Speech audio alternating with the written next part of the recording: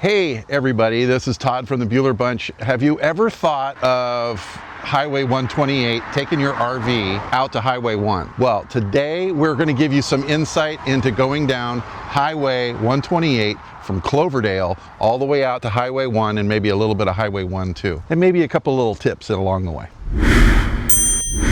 So I get a lot of questions about Highway 128. We live in the area, and I thought I'd give some people, especially our RV'ers, some insight into Highway 28 all the way out to California Highway 1. So this is our perspective, so come along and welcome. It's a little windy, so my hair's all kind of messed up, but we're gonna give you kind of a little bit of insight into this. I may put a hat on because I just look really bad. And Kristen's gonna drive, and I'm gonna get some video footage of Highway 128, and hopefully it's going to help you future RV'ers. So hopefully it helps out you future RV'ers when you take 128 or deciding if 128 is a place that you can drive your RV down. So one of the things you'll notice is we're not towing. So the reason we're not towing is, well, because we want to do this video. So we want to stop along the way and show you a little bit about some hazards that we've got or you may or may not encounter.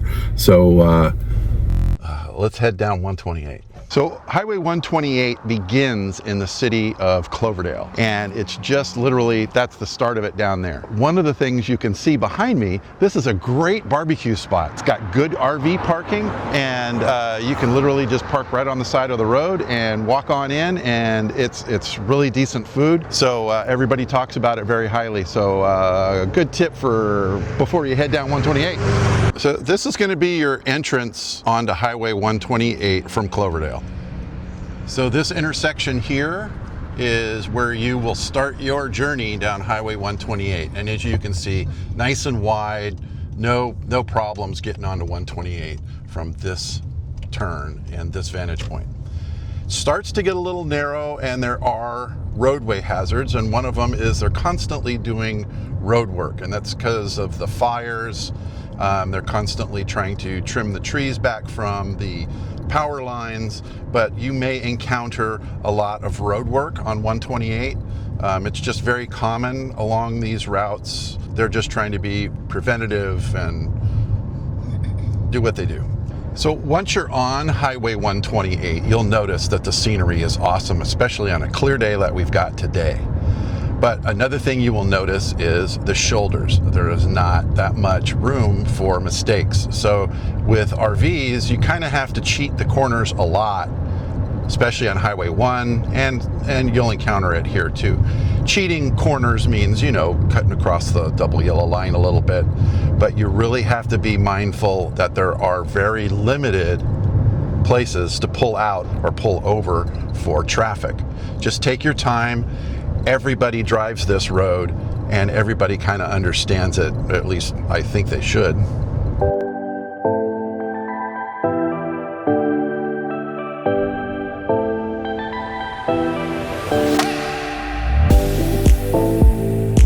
So after you make that first turn, about 2 miles in, that's when you're going to start encountering all of these turns. Now, these turns are not really that bad. You'll just notice that there are very limited shoulder areas. But like I say, just take your time. And if you have a passenger, they can be really proactive in your journey. They can actually look up the road for you and kind of do the spotting for you to say, hey, there's no cars coming, you can cut that turn.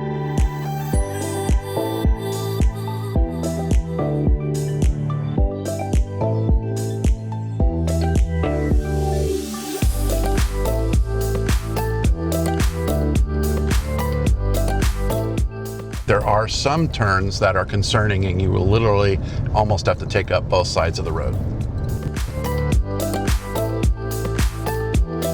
So this turn like this is a very tight turn. This is about a 10-15 mile an hour turn. You're gonna go over the double yellow line. You almost can't even not do it in a car because it's a tight turn. So there are a few of those that are a little hard to take, but like I say, if you take your time, you can see how wide the road is, and RV'ers do it all the time.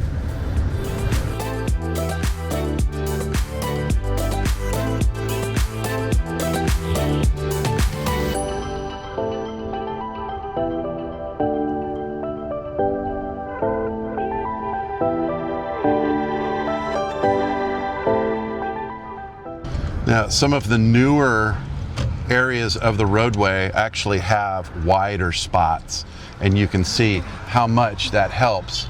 If you were to cheat around, you know, you can actually pull over in some spaces, but that is a good spot, and that's about 3 miles in. So this next turn that you're going to see here, that's about 5 miles in, and again, it's not that bad of a switchback, but we'll see it here in a second.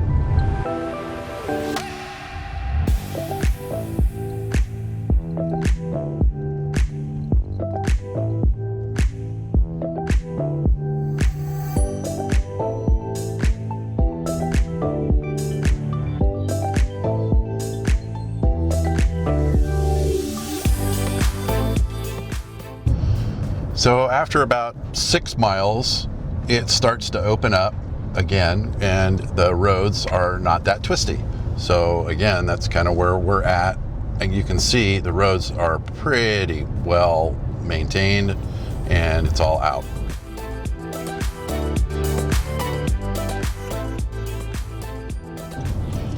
So this is probably your first paved turnout that you can pull into, and this is 6 miles in.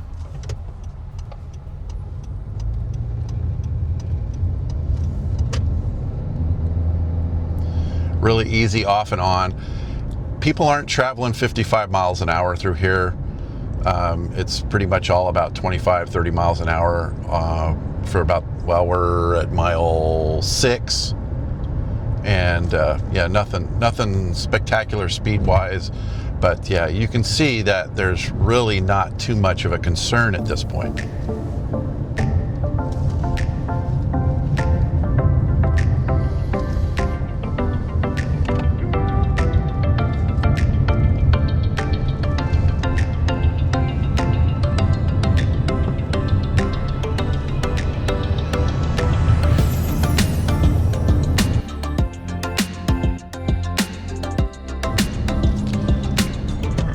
Now we're at mile 7. Here's another turnout. You can see it's really an easy turnout. It's not a marked turnout per se, but it is a wide spot in the road that you can very easily just pull over to the side.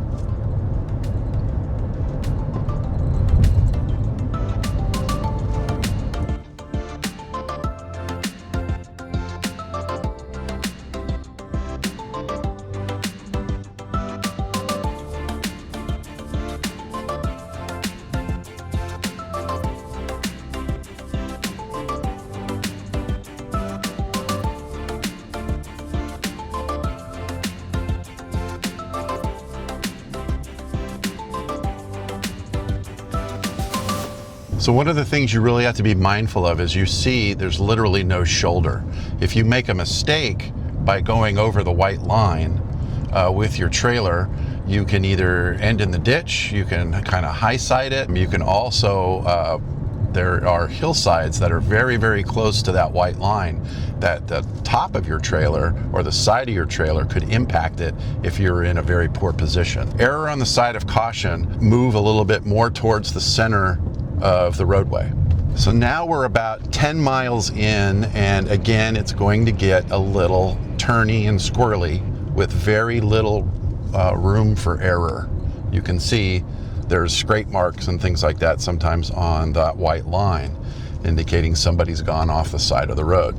And then on the map, you can actually see we've got like maybe a little bit of a sharp turn. Again, just cheat it when you can, and that's what's very helpful for a passenger to do, is to look further down the road to see if cars are coming the other direction, because they normally have a different line of sight than you do. You're concentrating on the wheels where you are on the road. Your passenger can literally look up the road and go, oh, hey, car's coming.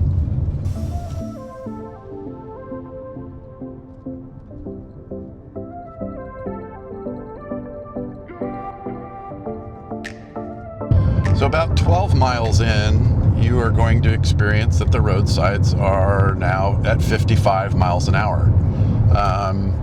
The road widens out, and it's pretty straight shot for a while.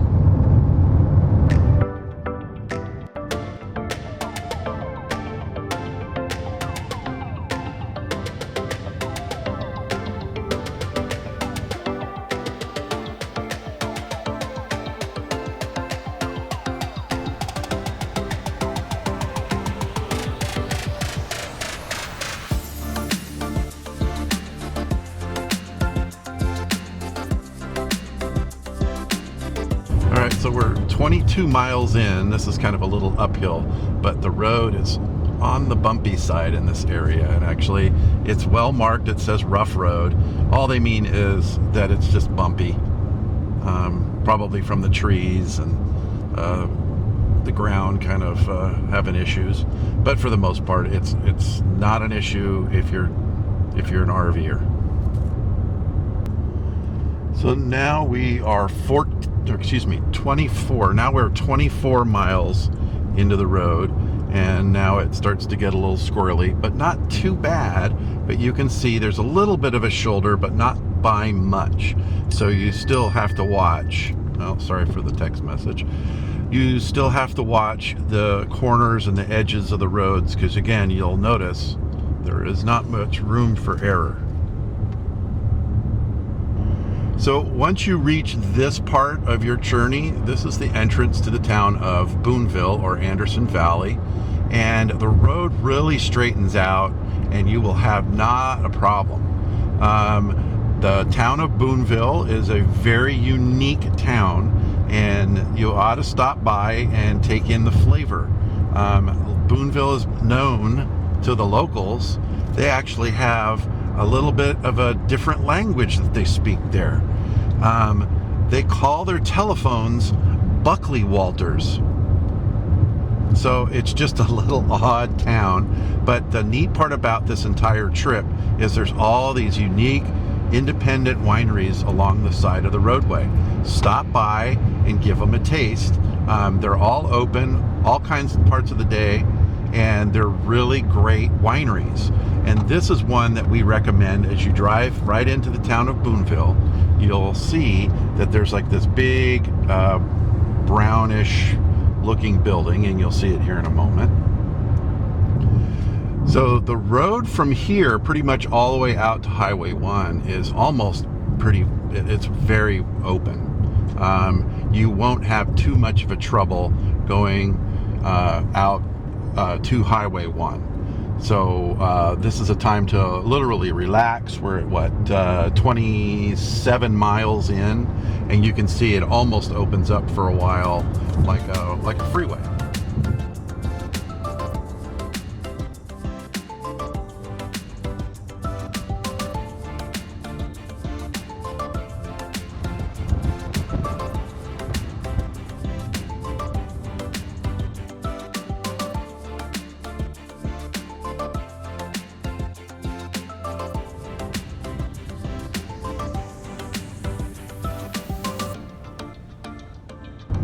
So when you pass the little Navarro store, this is where your redwood adventure will begin.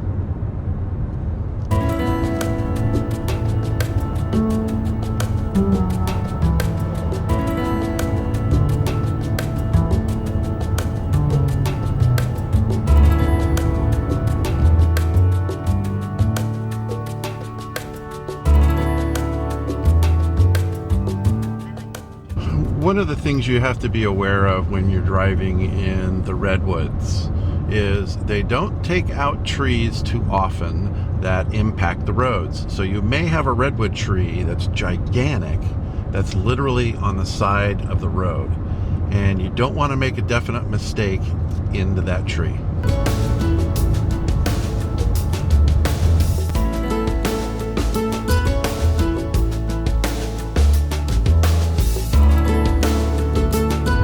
Some of these trees are pretty close to the edge of the road, like I said before. And if you really look at some of the trees, you'll actually see impacts. And that's from people really not paying attention to how close they are to the edge of the road and how close those trees are to the edge of the road, that either their trailer or their semi-truck or something has hit those trees. So give yourself a little bit of fudge room if you can, and kind of cheat the road a little bit. Maybe drive more towards the center line than close to the white line, and it'll pay for itself. If you know what I mean, you won't damage your trailer. So now this is literally the end of Highway 128. After this point up here is Highway 1. So you've gone like 55, almost 60 miles up 128, and you see it wasn't too bad. There are some areas of concern, but again, not too bad. So don't be intimidated by taking Highway 128 towards Highway 1. It's not that bad if you're into RVing.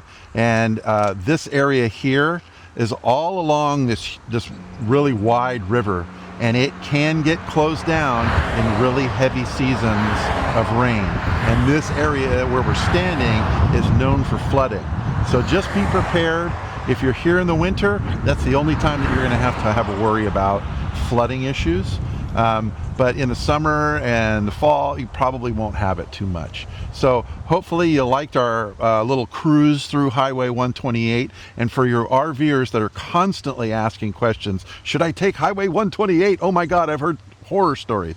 You can see it's really not that bad of a road. So enjoy yourself, enjoy your RVing, enjoy your trip, and we'll see you down the road. Bye, Todd and Kristen from the Bueller Bunch. We appreciate your time with the Bueller Bunch. See you next time with the Bueller Bunch. The Bueller Bunch.